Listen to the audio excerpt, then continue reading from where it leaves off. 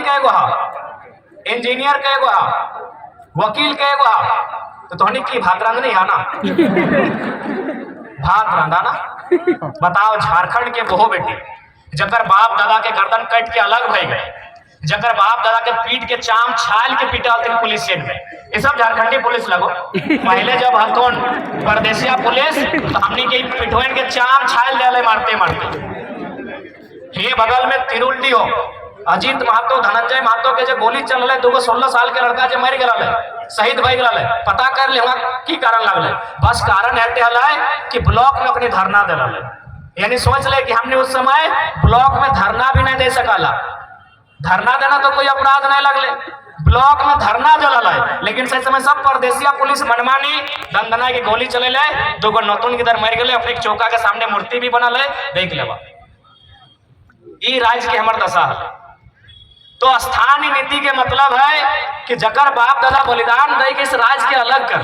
आज ओकर घर एक बहु बेटी बताओ, वो मास्टरनी बने के मौका नहीं मिलो हो, ओकरा वकील बने के मौका नहीं मिलो हो, और कितना महीना अगर कोनो काम भी तोहनी के मिलला, तोहनी की काम मिलला तो नहीं गो तकवी। सादा लोग अगर हरा पैर देख लला, सफेद साड़ी और हरा रंग का पैर, तो समझ लीजिए वो मलेरिया फलेरिया की टैबलेट बांटने वाली दीदी है। वो झारखंड की बेटी है, नो डाउट, एकदम 100 या 99% वो जो लेडीज जो है वो झारखंड की बहू या बेटी है। महीना कितना, 4000 5000। एक वो साड़ी का रंग गुलाबी है, अगर गुलाबी साड़ी देख लिया गांव घर में तो समझ लीजिए वो क्या काम कर रही है ना, वो जल सहिया है। यदि आप आसमानी साड़ी देख लिए तो समझ लें कि आंगनबाड़ी की सेविका है।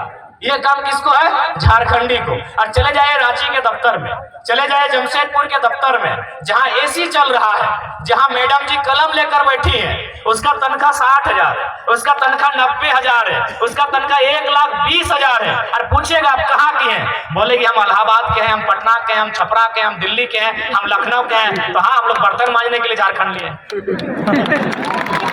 हम लोग बर्तन मांजने के लिए झारखंड लिए हैं। हमारी बहू बेटी लोग बर्तन मांजेगी नहीं, हम लोग बर्तन मांजे, हमारी दीदी लोग बर्तन मांजेगी।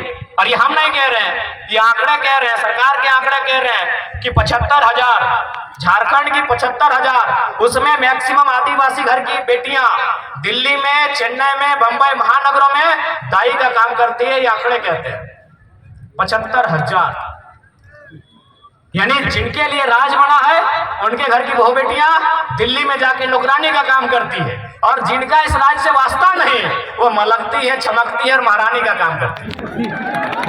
ये हमारे राज्य की दुर्दशा है। हमें उन बहनों से भी शिकायत नहीं है, हमें शिकायत हमारी सरकार से।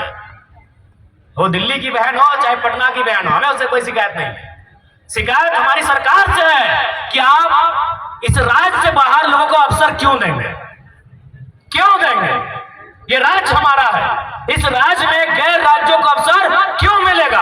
अगर उनको ये अवसर देना था, यदि एचआर बन के यूपी के लोग ही आते हैं, ठेकेदारी करने के लिए बिहार के लोग आते हैं, नर्स बनने के लिए उड़ीसा के लोग आते हैं, और यदि कंपनी को चलाने के लिए बंगाल के लोग आते हैं, तो निर्मल महतो को गोली काहे चलाए थे भाई? निर्मल महतो क्या बने, काहे शहादत दिए थे, काहे शहादत दिए थे निर्मल महतो, बताइए।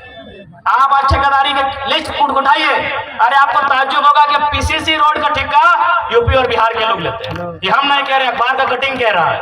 80% पीसीसी रोड का ठेकेदारी अब यूपी और बिहार के लोग झारखंड में करते हैं। तो झारखंड के लोग क्या करेंगे? देखो, जिनको हमारी बात बुरी लगती है लगे भैया, लेकिन जो जेन्युइन बात है वही कहते हैं। हम आपके राज्य में एगो जल मीनार का ठेका नहीं ले सकते हैं, हम आपके राज्य में एगो नली का ठेका नहीं ले सकते हैं, और आप हमारे राज्य में 100 किलोमीटर 150 किलोमीटर तो पीसीसी तो डीसीसी रोड का ठेका लेते हैं। काय भाई, ये व्यवस्था कैसे चलेगी? ये कौन सी व्यवस्था है बताइए आप? ये कौन सी व्यवस्था है? ये कौन सा अलग झारखंड राज्य है? इसलिए झारखंड राज्य अलग नहीं हुआ था। इसलिए आज हमारी लड़ाई किसी गैर राज्य से नहीं है। जो लोग गैर राज्य के हैं वो हमारे बड़े भाई समान है। हमने शुरू से कहा है, बिहार हमारा मंझला भाई है, बंगाल हमारा बड़ा भाई है, और उड़ीसा हमारा संजला भाई, हम तो छोटा भाई है, 4 भाई है हम लोग। लेकिन ये भी तो नियम है, ये भी नियम है ना कि अगर 4 भाई में खेत का बंटवारा हो जाए तो क्या बड़ा भाई छोटा भाई का खेती करता है? सिंपल बात है भाई। यहाँ लड़ने झगड़ने का कोई बात ही नहीं है। यहाँ बिहारी झारखंडी और बंगाली झारखंडी करने की बात ही नहीं है। सिंपल सा बात है। अभी अगर 4 भाई में अगर जमीन का बंटवारा हो गया तो क्या बड़ा भाई जबरदस्ती छोटा भाई को खेत काट के ले जाएगा क्या? सिंपल सा बात है। तो बंटवारा हो चुका है। किसी के पास 94,000 वर्ग किलोमीटर है, किसी के पास 88,000 वर्ग किलोमीटर है, किसी के पास 1,55,000 वर्ग किलोमीटर है। हमारे पास सबसे कम 79,000 वर्ग किलोमीटर है। हमारी जमीन पे नजर नहीं गड़ाइए, हमारी जमीनों पे नजर नहीं गड़ाइए, हमारे खदानों पे नजर नहीं गड़ाइए, हमारे रोजगार पे नजर नहीं गड़ाइए, हमारी परंपरा हमारी संस्कृति पे नजर मत गड़ाइए। हमारी लड़ाई कहीं गलत नहीं है, क्योंकि हम लोग कमजोर हैं, इस बात को मानिए। क्योंकि ये निर्मल दा का दौर नहीं है, ये गुरु जी का दौर नहीं है, ये बिरसा भगवान का दौर नहीं है। और हमारे नेताओं की गलती के कारण, हमारे नेताओं की लालच के कारण हम लोग हैं कमजोर। अब लालच ही कहिएगा ना। अब बताइए, नेताजी गए हैं आपके वोट से जीत के और पार्टनरशिप कर रहे हैं विष्णु अग्रवाल से। नाम आपको मालूम है, छोड़िए कि गलत बोल रहे हैं। अरे आपको पार्टनरशिप ही करना था तो दमयंती मुंडा से करते, देवेंद्र महतो से करते, जो लोगों को वोट दिया है। क्या गलत बोल रहे? हमारे नेताओं की उदासीनता, हमारे नेताओं की स्वार्थ नीतियां आज हमारे इस राज्य को कंगाल कर रही है। आज देखिए, माननीय मुख्यमंत्री का उदाहरण लीजिए।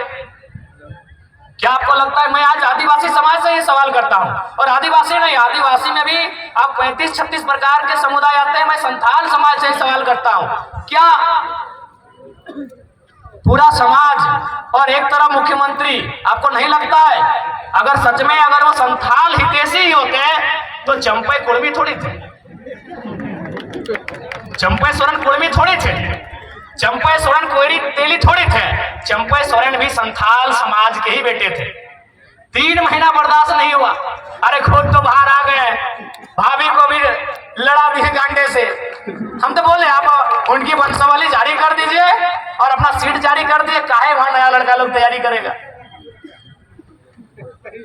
3 महीना बर्दाश्त नहीं कर पाए ये लोग। 4 साल 5 साल, कोई हजारीबाग में चूल पका के आया है, कोई जमशेदपुर में 10 साल अप्रेंटिस का काम करके आया है, कोई धनबाद के कोयला खदानों के अंदर प्रैक्टिस करके आया है, 10 साल तक प्रैक्टिस किया है, और आप 3 महीना बर्दाश्त नहीं कर पाए।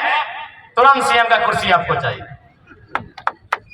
और आके चूंकि है थोड़ा सा लोग आके बहुत अच्छा माननीय मुख्यमंत्री जी दिखाने भी लगे, बड़ा बड़ा दाढ़ी पका पका के, जैसे जेल में सुविधा नहीं था। मैं आपको कहूंगा, ध्यान से देखिएगा, वो केवल वो कहते हैं हाथी के दांत खाने के अलग होते हैं, दिखाने के अलग है। तो माननीय हेमंत दा जो वो दिखाने के लिए दाढ़ी बढ़ाया है, पाँव देखिएगा यहाँ सेविंग हुआ है, पाँव देखिएगा।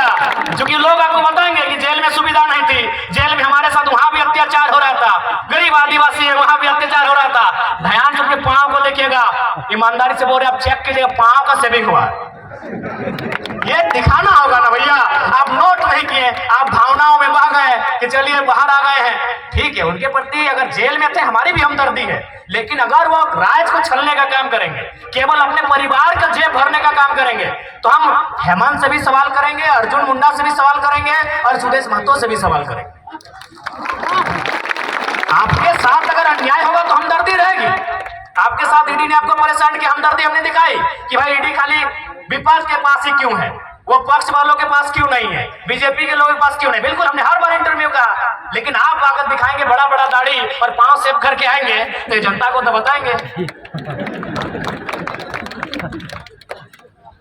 तो इसलिए देखिए, उसके बाद सबसे महत्वपूर्ण, आज अगर इस राज को बचाना है